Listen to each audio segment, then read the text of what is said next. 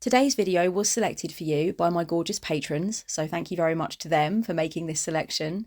And if you would like to be involved in future video polls and also have access to the Discord, the one card riff video every month and other privileges as well, check out the tiers. I will leave all the information down below.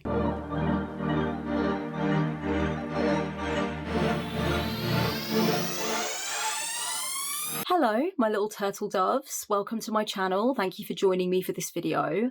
I am losing my hearing, and so I think that I might be coming down with something because I have tried filming this a few times and I am distracted by the fact that I can't really hear myself. I feel like I'm talking to you from underwater. Not great because I have quite the weekend lined up, so I'm really going to have to watch myself there. I don't have any other symptoms right now. I just feel like I'm going deaf. Which is not usual for me. So we'll see how this video goes. Hopefully I won't be screaming at you by the end of it. So I'm going to talk to you about a few things that have been going on recently in my magical and witchy kind of landscape. I want to say at least one thing that I think in terms of my practice as a witch might be a bit controversial. I mean, I think it's controversial for me, to be honest with you. I'm kind of shocked that I feel this way. So do you know what? I was gonna leave the big reveal to the end and ask you guys to, let me know what you think of it and everything. But I'm just gonna put it out there right now. I'm thinking of completely getting rid of my main working altar. What do we think of this? Does anybody else vibe with this, or is it just me? Am I alone here? This thought started coming into my mind about 3 or 4 months ago, I would say. And I quickly pushed it out of my head. I was like, no, you need a main working altar. You need an altar. It's where your things go. It's where your cauldron goes. It's where your athame goes. It's where your mortar and pestle goes. It's where your portrait of Joan of Arc goes, bitch. You can't just not have an altar. And so I kind of quickly pushed it out of mind. I didn't think of it much more. I just thought that's absurd. I have the space for an altar. I have the perfect alcove for an altar in my bedroom. It looks great there. I've always had it there. I'm a witch. I'm an adult witch living alone. Why would I not have an altar? So I kind of just tried to ignore it for a while. And then over the time that it's been since I first thought of it, it's come back into my head a few times until finally I had to kind of ask myself, why am I thinking of this? What is going on here that I would think of dismantling this altar that I've had now for 6 or 7 years? And finding different places for things and even maybe downsizing some things, like thinking about what I really need to keep from my altar drawers, what I really use. Why would this be coming up for me? And as I've come into Self-Love September, I've really allowed myself to think about the reasoning more instead of just shoving the notion out of my head and telling myself, that's absurd, you can't do that. I really decided to think about what might be the self-loving value of not having a working altar anymore. And what I recognized is that I have 3 altars in my home. Okay, so I guess that makes it a little bit less controversial because if I only had 1 altar and I was thinking of just dismantling it, not having an altar anymore, I guess that would be the more shocking thing. I have 3 altars, but 2 of them are dedicational. So one is for the Holy Virgin Mother, Mother Mary. I work with her. That's in the living room. And then I have my Hell altar in here. Hell is my matron. So I do have 3 altars, but the main one, the big one, the big daddy, it's not getting as much action by half as it used to. I'm doing a lot more workings in the astral now. I'm spending a lot more time building things there, maintaining things there, getting to grips with what I really think is happening there and what the potential is for astral workings and really coming to understand my capability in that regard. I don't feel as drawn to the main working altar. And I think in a way, I'm starting to feel alienated or disconnected from it because it doesn't feel like it has a very, very specific purpose. I can't change things around as easily as I can on the astral level. Whereas when I go to my astral altar, I can just click my fingers and have my Barbie altar or my Oppenheimer altar. I'm joking. I don't have those altars. Although sometimes things do get very pink and girly and outrageous there, and other times not so much. I can't do that as easily with the main altar, so astral working makes more sense. And I also feel like I'm getting a sense of guilt from having this main working altar that I don't attend to and I don't work with as much as I used to. I could think about a very different, radical new way of defining my main working altar. I definitely am trying to change that up a little bit right now. So, for example, at the beginning of Self-Love September, I went to my main working altar and I was like, okay, I'm going to put my stack of books that I'm reading at the moment on my working altar, because part of my self-love journey this year has been to really focus more on my reading, get my reading where I want it to be, read more fiction, read more poetry, indulge in books, and really go through my list of books that I haven't read yet, you know, books that I own because I'm on a depth year. So I put my books in the middle of the altar. And then I also put like a few of my pairs of shades that I love there. And I put like some jewelry. I mean, I often am consecrating jewelry, but I kind of I gave it more of a kind of fancy boutique vintage store kind of look with some of my favorite bits and pieces. I migrated my perfume onto my altar. So I have like a little perfume tray on my altar now. But then I started to question to myself, like, okay, I love this. This is great. It feels like an honoring of me. It's great for Self-Love September. It's definitely, you know, a really nice vibe. But is it actually witchy? Is what I'm doing here with these extra things actually witchy? You know, I haven't cleansed anything. I haven't consecrated anything. I'm not doing a working with anything necessarily. It's almost like I've taken things, you know, non-magical objects. What am I trying to say? Any object can be magical in the right context. But, you know, I'm taking like ordinary shit, like my books, my makeup, my perfume, my shades, you know, things like that, my favorite rings. And I'm just putting them on the altar without any magical context to it, almost as though I'm trying to guide myself to engage more with those things as sacred items, I suppose. But I didn't feel like I was really making that huge witchy click with that. So then I got confused and I took all of that off. Then I thought, okay, maybe I will declutter the entire altar, take everything off, make it a very simple, like sort of tarot space where I just do readings and maybe have my morning tea there. But then I felt like, no, it's not going to work. Something's missing. Something's off. So what I feel like doing instead, I'll tell you what I feel like doing, because my altar is an altar that, you know, a lot of you guys have seen it. You've been on several altar tours with me at this point. You know what my altar looks like. You know that there's a classic setup with like the mirror in the middle and stuff. I'm not going to bother doing a cutaway. I'm coming down with some kind of illness, and I like genuinely can't be bothered with the hassle of asking my assistant to please do a cutaway. So we're not doing that today. But what I thought of doing instead was, I thought what would be really lovely for me is if I went back to ye olden days of my witchy reality, where I did not have the room for an altar for a long time. I lived in a tiny little room in a shared house, and for a long time my partner was in that room as well with me before we moved into our own place. So I did not have the luxury of having an altar, and I didn't have a lot of things that would go on an altar. I had enough things. I've always been a bit of a trinkety kind of girl, but I didn't have kind of like all the bells and whistles that I have now. In that time, I used to love making art, especially art that existed inside art journals, and they would behave as my altar. So I would open up the book, there'd be a beautiful collage inside with words of power and this and that, you know, beautiful to look at. And then I would like lay it down on an altar cloth on the floor with like some crystals around it, a tea light on, and then Bob's your uncle, Fan is your aunt, that's my altar. And then I would close the book at the end of the working or the ritual or whatever, put the book away, or take the piece of art that I'd used and just kind of like file it in a scrapbook. And then, hey presto, no altar anymore, you know? So everything was about the temporary altar back then. I never had a permanent working altar space. I didn't have that before. And I very much considered myself to be a witch. I just, you know, didn't have an altar space. There wasn't the room for that. So I would just work from, you know, laying down a cloth on the floor and having art that I'd made, or a collage that I'd made, or even just sometimes a collection of cut out words of power that I got from magazines. And then I would just make a temporary situation and then pack it up again. I think I kind of am going back to that in my head. I haven't done anything yet. I'm still playing with my altar space.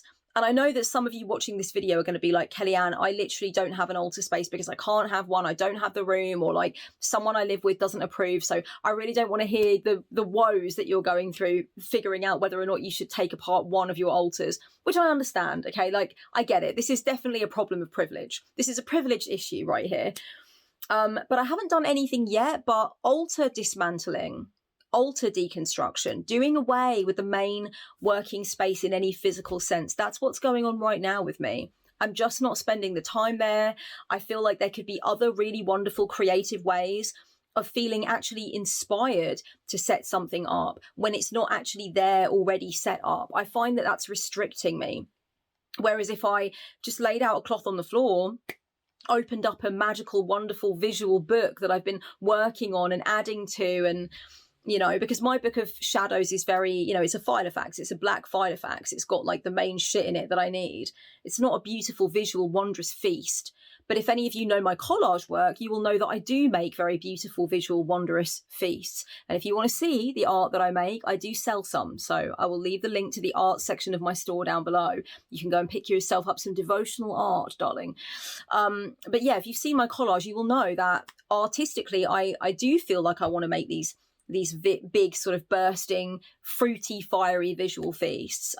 So I can make that from a book and have it in the book and then move on, you know, go to something else. I don't have to keep the altar, maintain the altar and feel kind of oppressed and restricted by what it is that I've decided upon for the altar, because what I could decide upon that I want could change in a hot minute at the moment. It doesn't take long for me to feel like I want something else, need something else is going on inside me that I want to express, you know? So I don't know. At the moment, the jury is out. I'm not saying that I am going to dismantle my altar, but I'm saying that I'm definitely thinking about it. Let me know down below. Have any of you had an altar, a main working space, and then actually decided to pack it up? You know, you still feel like you're very much a witch, but you just feel like it doesn't resonate with you anymore to have the big working space. You know, maybe you felt like you wanted to use the space for other things. Maybe it just wasn't calling to you.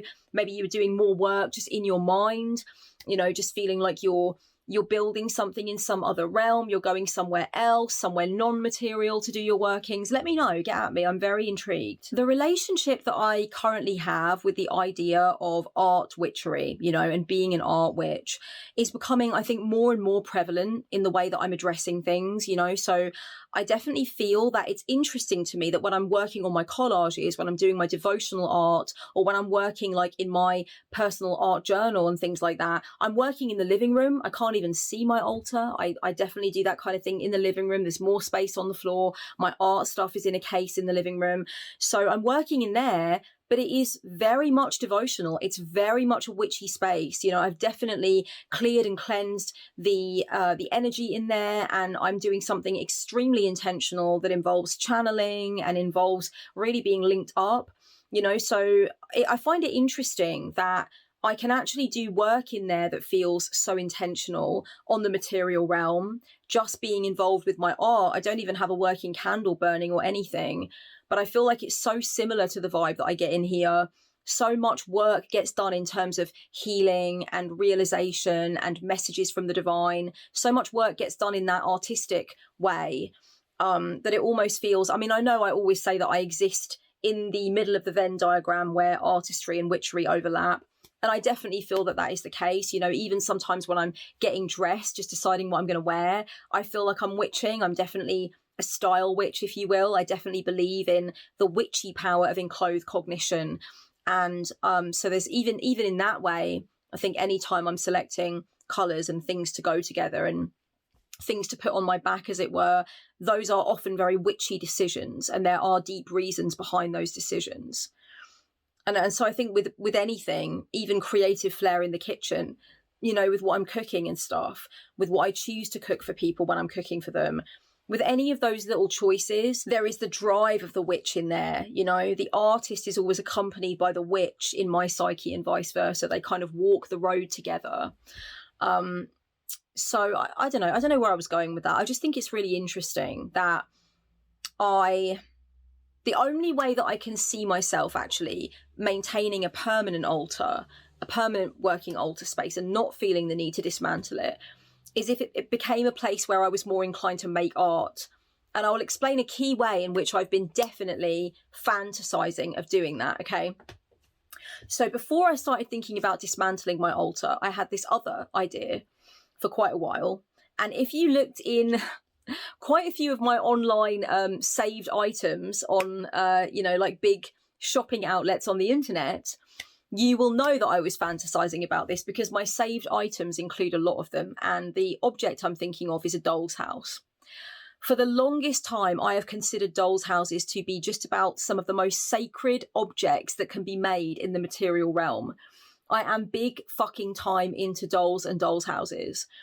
And for a long time now, I have entertained the fantasy of removing the mirror from my altar, which is where I do a lot of mirror work, and a lot of good shit has happened with that mirror. Like, don't get me wrong, I love that mirror. I'm not going to be taking it out of my flat. I'm just going to take it off the altar and replacing it instead with a doll's house.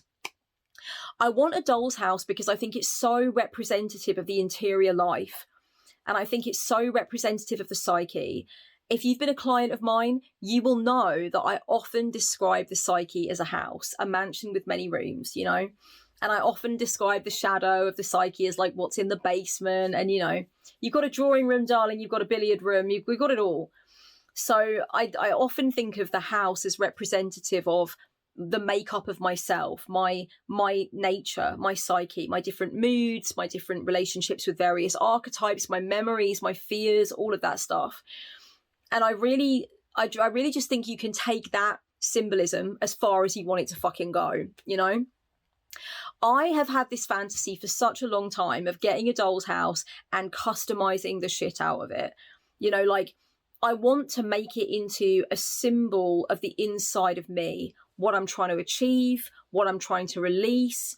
I want to have a living doll's house that goes through various different iterations and transitions that represent what I'm doing in my workings. I want to put things in, I want to take things out, I want to paint stuff, I want to stick stuff on the roof, I want to put lights in there, I want to put all kinds of little trinkets in there. I want to do workings using a doll's house. I'm just really attracted to this idea. It wouldn't be like, you know, I want to keep the doll's house in pristine condition. I want to have this really expensive doll's house that's immaculately kept. No, I want basically like a scrappy doll's house that I can work on, that I can do things with, that I can do symbolic things with. It's not supposed to be this perfect, really expensive, elaborate adult toy like the ones you can find on Etsy for insane money that look absolutely incredible, by the way. I'm not knocking anybody wanting to own one of those fabulous, like 1920s style, immaculate, you know, wired up doll's houses with all the lights and the carpeting, and like, it's incredible. It's incredibly opulent. What a lovely thing to be able to buy for yourself and to live out that dream in your adulthood. If anyone's dropping that kind of coin or giving that kind of doll's house to a kid under 10, then congratulations, you have money to burn. But really, I think a lot of these more elite doll's houses, they are for adults, they're for collectors, you know. You're not going to be giving that to a child to play with. It's incredibly expensive and very ornate, and there are lots of little pieces for a child to swallow, you know. So we're talking about like grown ass, usually women, right, who love these doll's houses. And I'm not knocking them, but what I'm thinking of more is like this incredible kind of like messy, strange, zany, slightly disturbing doll's house with different things going on inside it that only I really understand what the fuck is going on inside it, you know? I think for my self-love journey, a doll's house would be an incredible, dynamic, living, changing dream of an ongoing magical working for me, in a sense, you know? I think there's so much pageantry and ritual and inspiration that would come from that.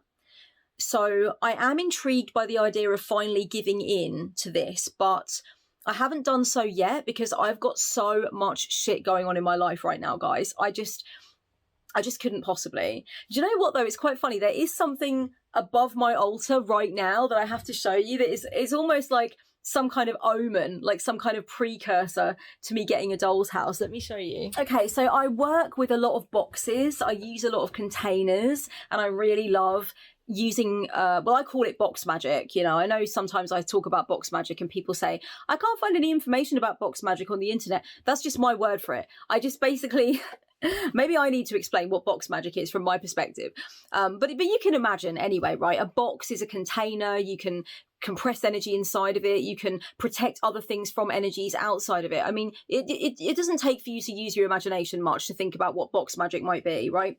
And this is one of my favorite boxes that I use for my box magic.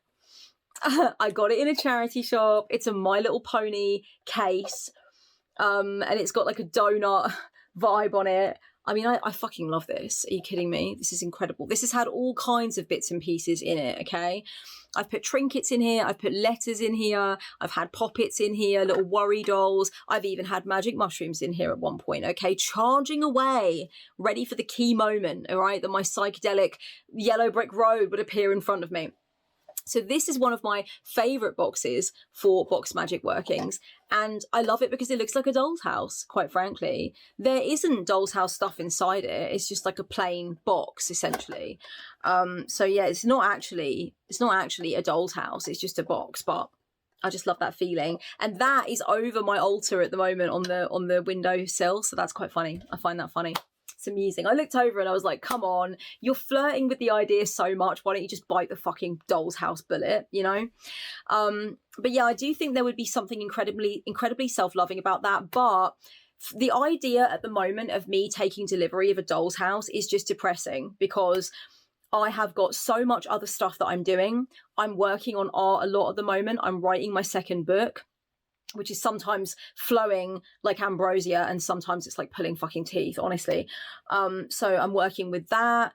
You know, I have a new person in my life, romantically speaking. So that kind of divides my time even more in terms of social engagements than it was before. And so there's just a lot happening, my loves. I'm going through a bereavement journey. I'm having fucking therapy every Friday. I'm turning myself inside out. And therapy involves like an hour of journaling beforehand and at least an hour of journaling after, you know? So all in all, there's just a lot happening. And I don't think that I would be able to immediately get into the degree of commitment that I would want to give to a doll's house, you know? It would sit there and it would kind of languish and I would feel like I just didn't have the time for it. So that could be one thing that I might want to do for my witchy journey and my self-love journey that would really connect up my inner witch with my inner artist and really cement this idea that I have this ongoing, living, morphing, evolving project that is both magical and artistic, you know? I want things in there that like only make sense to me. I mean, nothing on my altar makes full sense to anyone but me, I guess. It's all a bit of a riddle. But yeah, I just love the idea. I love the notion of a doll's house. I just think it's such a sacred thing. My nana had one, just a simple scrappy thing, but quite big, you know, at her house. And me and my sister used to I mean, I loved that doll's house. I would sit there and just happily while away the hours just playing with that doll's house, not causing anyone an ounce of trouble. It was just me and the doll's house. I still remember to this day the little dolls that came with the doll's house and the bed and just the little accessories and the little miniature food, and it was great. Like, it was an expensive thing. I'm pretty sure it was a hand-me-down from someone or from someone else to someone else, but by the time it arrived into my hot, grubby little hands, baby, and I was playing with it at my nana's house, I was in heaven. There were things going on in that doll's house that were products of my deep, deep imagination. I was meting out my emotions by playing with that house. I was like planning my future. I was burning up karma for mankind. I was doing things with that house. I was not merely playing with that doll's house. I know that so many of you know what I mean, you know. I know that I'm getting an amen right now, except not an amen, more like a hail Satan, but you know what I mean. I know that I'm getting that like religious, righteous agreement from you guys that doll's houses are where the fuck it's at. I got a new poppet. Yep, I got a new poppet, so I now am the proud owner of 4 poppets. I will leave a video down below that explains to you like how I use my poppets and introduces you to them. But yeah, I do have a new one. I'm not going to be showing it yet. It does bear my likeness. I did find it in a charity shop. It does have long black plaits. It does need a bit of customization, and I'm going to play around with it a little bit and stuff. I'm going to change the outfit somewhat because it is wearing a veil, which is not suitable because I don't wear a veil. So yeah, I think this is going to be a really powerful new journey. For me, poppets and self-love go hand in hand. In fact, I think I made a video one Self-Love September about poppets as well, how to use them in your self-love journey, something to that effect. So if I can find that, I'll leave that down below too, okay? Two poppet videos for the price of one, okay? And you didn't have to pay for either of them. So yeah, I really, really love using poppets in my self-love and self-empowerment and healing work. I think this one is specifically going to be for cord cuttings, release work, protection work. I've got that kind of vibe. Although sometimes when I look at it, I tune into it and I think this would be really good for bringing inspiration to me. But I usually use my pink one for that kind of thing. Like my pink one, I do protection work with it and stuff, but mostly what it's become used for now is kind of like what I want to bring to myself, you know, what energies I want to bring in, what kind of people, what kind of conversations, what kind of opportunities, that kind of stuff. So I suppose that's why I'm thinking that in the opposite direction, this new poppet is going to be a poppet that I use to keep the energy around me high and tight and clear of any interferences or disturbances or nasty agendas. You know, it's really going to be kind of a poppet that involves the guardianship of my aura, thinking about what I want to extract from my situation or what I want to keep clear of, what I want to be protected from rather than what I want to pull in.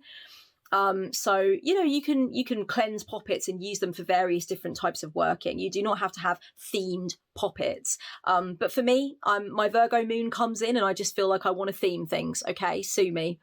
So yeah, I'm working with a new poppet, got it very recently. I definitely want to do some sort of arty work with this new poppet as well. So what I would like to do is I'd like to get my poppet, put it down and like literally build up this kind of panorama of things around it. So I think I want to get more elaborate with my poppet work.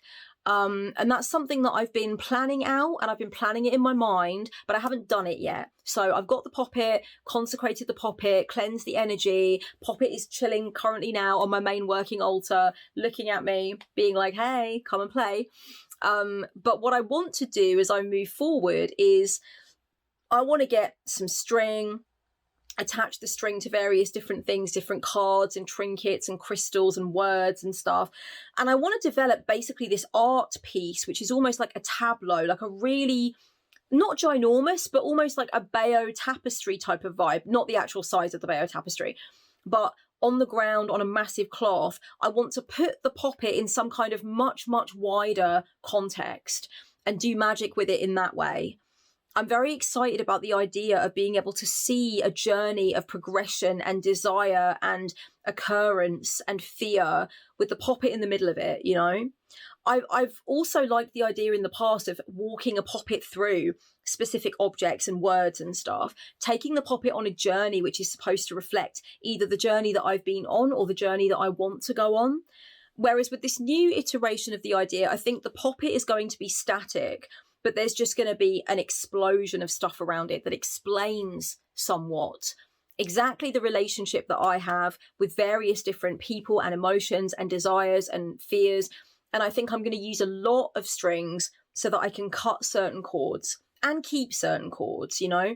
I really want to get into that surgery-like complexity of cord cutting and really think more specifically about the chords that I am cutting when I'm cutting them, if that makes sense. I really love the idea of a poppet being in the midst of this kind of bath of objects and me kind of building some sense of what I mean to do or who I mean to be or what I want to have happen through the process of arranging those objects around the poppet and having the poppet interact with those objects using the string. You know, so I'm very excited about what might come up there and how that might look and what that might help me to understand. And I've just realised as I'm saying that to you guys that sounds very, very similar to the kind of shit you do in a doll's house. Oh my God, all roads lead back to the doll's house. What am I going to do? No, I really don't want to get one this year. Guys, don't encourage me too much in the comments, please, because I don't want to this year. I've got too much on my plate. I would not be able to give it the time and focus that it needs. So maybe this new Poppet desire that I have, this Poppet inspiration, is my way of allowing myself to have a doll's house without having a doll's house, I guess. But I just find Poppet work so self-loving and so invigorating and so nurturing, so soothing. It's such a potent form of magic, but also ritual and art.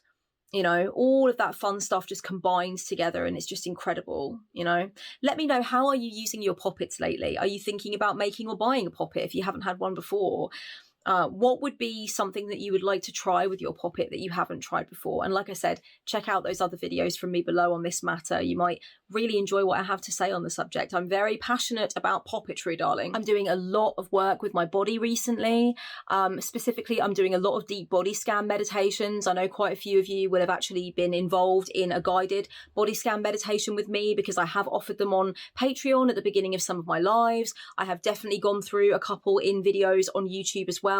I love me a body scan meditation. But further to that, I've been doing this really interesting form of work where I actually try to really engage more dynamically and conversationally with various parts of my body, and really listening to what is coming back and trying to understand the energy signature from that part of my body, whether it's like a specific limb or a specific internal organ, or even just a specific itching or pain or achiness or tension in the body, in some area of the body. I have found that with my back injury in the past, what I realized was that there was a lot of negative, violent, confrontational thoughts and words being directed towards my lower back. And really being directed towards the injury site. I was so fucking angry with my spine for a very long time. And a lot of the words, all the words I had to say about my injury, how it was affecting my body and my spine, were nasty and negative. And I realized that I wanted to change that. I didn't think it was helping. I didn't think it was helping my mind. I didn't think it was helping my body to feel that it could do what it needed to do to get better and to get stronger. So I really learned it from that, and I realized and witnessed the incredibly potent potential of speaking differently to your body and about your body. And I'm kind of learning to carry that on now. You know, I've been through a very, very painful time. I've been really deeply bereaved for like 1.5 years now, and trying to cope with that, trying to carry on with my creative work, my work with clients, my relationships, everything else, you know, while I'm going through this intense pain, has left me with a lot of tension in the body, a lot of ailments. And it's been difficult. You know, my body has seen some times, my body is storing up a lot of those difficult feelings and tense emotions, you know. So I'm trying to stay as connected to my body as I can and have that dynamic witnessing of the body and listening to the body. So one thing that I've been doing that is so interesting is I will travel to a specific part of my body and I will really interface with it. I give it words of love and empowerment. I tell it what I'm grateful to it for. And then I ask it about itself. And I really try to listen to what comes back. And I just kind of sit with that, you know. I think people can use runes to do this or use cards to do this if they feel like it's a little abstract, to actually, like, you know, go and interface with your kneecap. Talk to your tired legs about how they're feeling. That's one thing I've been doing a lot recently. Me and my tired legs have been having many a conversation. It's funny how literally my body will respond to me sometimes with something that really logically I kind of know, but my ego in some way doesn't want to accept it, but my body will tell the truth. If I ask my legs, why are you so tired recently? Is it genuinely because like you're approaching 40? Is that what it is? Is this like a late 30s general achiness in the legs thing or what? And my body very vehemently answered back to me with what I'm missing from my diet and how my circadian rhythm has been lately and how I haven't been lifting weights enough in the gym. And I was like, okay, oh my God, like calm down. I didn't need all of that. But the thing is, I did need all of that. I did. I already know that there are things I'm doing that could be creating this like long-term achiness in the legs, you know? But instead I'm going to the body and being like, am I just like getting older? Is that genuinely what this is? Because I didn't think my legs would be aching every day at this point just because. And my legs were like, no, bitch, I need more of this, and this. You know, and furthermore, if you don't get your diet back to where it was pre-bereavement, you know, have fun with the osteo or whatever. Like my legs are very sassy. My legs are bitchy, okay? They want me to know in no uncertain terms what the fuck is up. So I found that very interesting and very self-loving, you know. Don't worry, not every part of my body is that sassy, just the legs, apparently. My legs have really got something to say. I'm going to have to go and see a client and do a jump cut right here. I'm very disappointed about that because I'm in the groove now. I'm in the mode. But I need to see a client and I will come back to this later. But let me know, do you interface with different specific body parts? Do you talk to your organs? Do you talk to your injury site? That was one thing that I started doing before, was like, you know, going to that point in my spine and talking to my spine and talking to my herniated disc and giving it some love and some encouragement to make up for the sheer amount of times that I had cursed it out and been angry towards it and felt disappointed in my body and felt like, you know, if I used to say to people, if I wasn't in my body and I was stood over my body, I would fucking kick it. I am so angry. I feel so betrayed. You know, that's how I used to talk about my body. And I don't think that the cells in my body, and I don't think that my muscles and my nerves and my all of it that the cells make up, I don't think that that was helping them to do anything that they needed to do for me. So I already got into that vibe of like having a dynamic interactional conversational relationship with the body. But now I'm doing it like really much more in depth. I'm going to very specific body parts. Like the other day, I literally interfaced with my underboob. I'm not fucking lying to you, okay?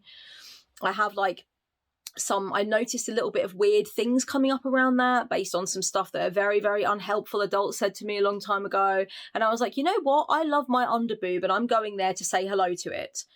So I really just started interfacing with it. And this is a huge part of my spiritual work right now. And it's only really talking to you about it at this moment that I'm realizing how integral to the plot it's been, especially during Self-Love September, to really be able to, I've spoken to my hair, okay?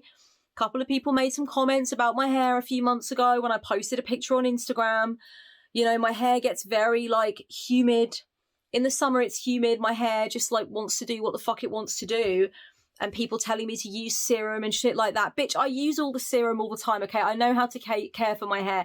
My hair is a very specific type of incredibly thick hair, okay? Don't panic, all right? I'm looking after my hair, but my hair wants to do this. What can you do? What can I... Look at it. So, yeah, some people made some comments, kind of tried to... Maybe they were just trying to be nice, but I always feel like it's really not a great thing to just randomly come in and say, hey, just so you know, use some serum. It's like, okay, maybe I don't want to use any serum. I mean, the point being I had used serum, but, like, that's not the point. I don't think you should just come in and start telling someone about their appearance. I don't care if you're a hairdresser for a living or whatever. Like, it's just rude. You know, if I want your opinion on my appearance, I'll ask for it. So yeah, you know, there was sort of this feeling that like my hair is out of control and my hair is never gonna blah blah blah whatever. You know, some of those old insecurities coming back from when I was younger, and all the, you know, all the other girls in school pretty much by and large had this really fucking tame fucking blonde hair. And I was like, you know, so, and I grew up and I met a lot of friends with a lot of different hair, and they'd had their own hair nightmares and their own hair journeys, and it was cool to like understand that not, you know, that there were people with their various different like experiences feeling like their hair was not their own, and their hair was kind of like telling its own story and doing its own thing. And of course some people, not in my case, certainly not, but some people being literally like discriminated against for their hair, which is fucking gross. So yeah, you know, it was interesting to see that like, oh wow, okay, other people also have had to like go on a certain journey to get to a point where they know the products, but they also know that regardless of products or not, their hair wants to do what the fuck it wants to do, and that's okay. You know, so that was useful. But I really felt like I needed to go and interface with my hair recently, talk to my hair, celebrate it, give it the fucking love, tell it that it's okay if it wants to do that. So annoying. Look at it. Oh my God. But you know what? It's full of serum right now. I've done all the things. So don't put your answers on a postcard, okay? My hair makes its own fucking rules. My hair has its own passport, all right? Yeah, interfacing with the body. That's a big thing I've been doing recently. A few moments later. Oh my goddess, darlings. I am 4 clients into my day. But I wanted to come back. I've probably said enough, to be honest, as it is already. But I wanted to come back because I wanted to talk about one final thing that's been really going on in my practice lately. And that is that I'm reforging my relationship with my matron goddess Hel. And I wanted to talk about it because I know that there are a lot of people that cross my path in my line of work who want to talk about basically, you know, changes in their relationships with their deities, trying to figure out like whether or not they're still aligned with deities or whether or not there's a block there or why changes have been taking place in the way that they have. And I find all that kind of conversation really interesting. So I wanted to say that for me, as I've spoken about in a couple of previous videos, my relationship with Hel has changed quite a bit since me experiencing the death of my brother last year, which I know I don't talk about very much on the channel. I don't address it that much on social media. The place I address it most is probably Instagram, but you know, I'm not taking you guys on a guided tour of my bereavement journey or anything because that's not what I feel like I want to do.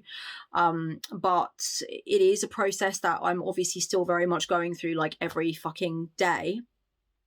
And because Hel is a death goddess, when it first happened, there was definitely a marked sense of shift around how much I wanted to be in contact with her, how I was addressing my relationship with her.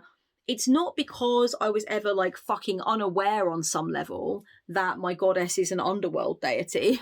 Like obviously I always felt that and honored that and respected that. And I've never been this person that had this feeling that death would not touch me on some level. Like I'd already had significant losses in my life before the death of my brother. Nothing as significant as that though. No one as close to me. My brother and I were exceptionally close. So, you know, like as far as, you know, rating it on the spectrum of sibling relationships I've seen, me and my brother were tight as fuck. So yeah, I've never had anything quite like that. And it really obviously affected how much I felt like I wanted to be connected to those notions of death through that specific lens on a daily basis, and how much I wanted to allow her specifically to help me navigate what I was going through, right? So I'm reforging my relationship with Hel. And I just wanted to mention at the end of this video that that has been for me one of the most self-loving processes. For me, when it comes to working with deity, I'm exactly like I am with human beings in so much as if a phase of my reality in my relationship with someone has shifted, I want to avoid trying to make it go back to what it used to be. It's obviously morphed in some way, evolved in some way. Something has gone on with it. And I want to respect that and I want to honor that. And I want to see what can happen from now on. Rather than trying to force it back into the shape that it previously was, I would rather be as honest as possible with myself and ideally with the other person, depending on what kind of energy we have and how close we are. And then I want to see, what can I learn from this and what can we become? Like, what is the next thing that needs to happen in our connection? So a while ago, I went to Hel with the consecrated cards that I use to connect with her. I do use runes as well, but I am primarily a card user in terms of the divinatory system that I use with her. I felt like that would be a lot less invasive for me and potentially intense than journeying to her, which is something that I also do. So instead, I grabbed my cards that I use to commune with her. And I basically just said, like, you know, do you also acknowledge that this has got to be a different phase in our connection with each other? Like, is that something that you also have witnessed in the reality of your link with me? And she answered. And I also asked things like, what is the next phase supposed to look like? What should the initial steps be for me? How much contact do you think it would be ideal to have with me right now? What is the nature of the energy that I'm supposed to be building? What will I find that the weaker points are in this new phase of our relationship? What are the strengths for me when it comes to our new relationship? Like, where can I really shine? Where can I really make this work? You know, does there need to be any shift in offerings? Does there need to be any shift in devotionals? How can I come back to more regular work with you in a way that works for both me and you? Like, I asked all these questions, right? It was like a 15 card reading. I really recommend that if you are going through a bit of a bumpy weirdness with a being that you have been closely working with for a long time, but you know that on some level things have gone a bit wonky doo-dah, and you want to understand what the next phase of the path is, level with your deity. You know, I would say that one of my key pieces of advice would be, if you want to do this self-lovingly, don't try and do it alone. Level with your deity. Say to them, like, is it just me? Am I alone here, or are you also with me on the fact that like something different needs to be happening? Like, have you already clocked that shit? And if so, can you help me out? You know, being omnipotent, omnipresent, and you know, all that stuff. Maybe give me a heads up. What is it that I need to understand? What different aspect of you do I need to come to now? You know? And one thing that's really been coming through for me since I did that reading that was so interesting was I realized that hell really wants me to go into a more rigid categorization or awakening to the different sides of her archetype. She wants me to understand when she's coming to me as the Ragnarok hell, the hell that is like, you know, building the ship with her hordes of dead to come up at the end of the world and fight Thor. Like, she wants me to understand when she's in that mode. She wants me to understand when she's in kind of like, I don't know, boss bitch, single woman, like dominating this underworld lair, you know, in this very sort of independent, sovereign way. She wants me to understand when she's trying to show me that side of her. And then she also wants me to see when she's coming to me as a shepherdess, as a compassionate being that wants to have grace with me and patience with me and hold me in some way through my distress, which I think is one of the sides of her that I've been least familiar with. That I haven't understood as closely. So she's giving me these avenues into the different sides of her nature and asking me to be a bit more understanding of when she's coming to me in that warrioress mode and telling me to pick the fuck up my longsword and let's do this. And then when she's coming to me in kind of like boss ass business death lady mode, trying to show me how to do the same thing and how to take responsibility in that way. And then when she's actually trying to give me a cosmic hug, and I'm kind of like pushing her away or not understanding that. So I wanted to say that maybe that's also something that your beings would like from you, is to just be more clear about the fact that they are multifaceted. And one of the reasons that I may have pulled away from hell for a little bit longer than maybe I meant to was because I wasn't seeing her nuances. And she wants me to get clearer on that. So we've already had some breakthroughs in that regard, which is really great. So I just wanted to come to you at the end and say that. I will round this video off now. And I hope that you have enjoyed listening to some of my insights about witchy antics that have been taking place of late and how I'm keeping things high vibe and self-loving whilst also addressing the shadow and confronting my problems and breaking my patterns and all that good shit. Darlings, my loves, good afternoon, good evening, and good night. Much love to you and blessed be. Mwah.